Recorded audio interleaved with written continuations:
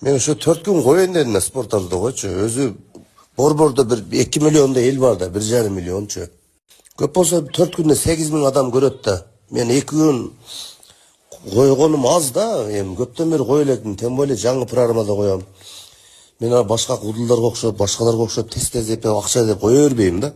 Эми ушу жакшы кылып коеюн деп атам программаны. Нафси менен шайтан, күлдүрүп дават айтам деп. Дават десем бул мындай мечиттегидей эмес да, бул күлкү аркылуу элге мындай бир жаңылык кылып, күлкү аркылуу жетишпеген жактарын айтып, жакшы ниет менен коеюн деп атам да. Ошо Бекборбиевка соцсеттерин өзүнө айтсам кайрылбайт. Ан буяктан азыр Инстаграмдан комментарий жазып, башка изденгиле, башка күндөр көп го деп туруп, кайра алып коюптур ал сөзүнчү. Эми 20 жыл мурункудай неме кылсак болбойт, эми мамиле кылсакчы. Эми ал жаш кезде жаш элек ал убакта. Азыр эми жакшылыкча эле мындай күндү берип койсун, 1-2син кошуп 4-үнө чейин коеюн. Ушуну айтып койгула, мындай жооп берип койсун.